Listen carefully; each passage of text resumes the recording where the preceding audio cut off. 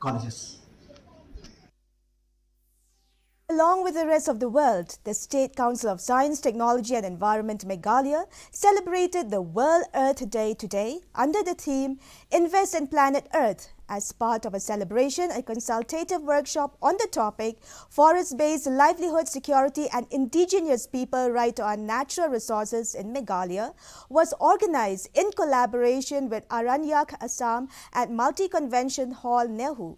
Speaking as chief guest, Chief Conservator of Forest Wildlife P.R. Marak stressed on the responsibility of each individual and the community to protect the forest and biodiversity.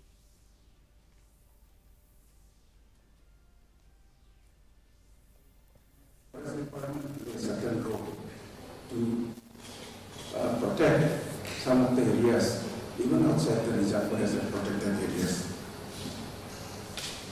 So the community has got maximum role to play.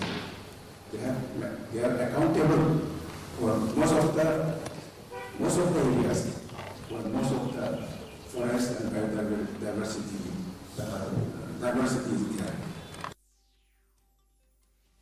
The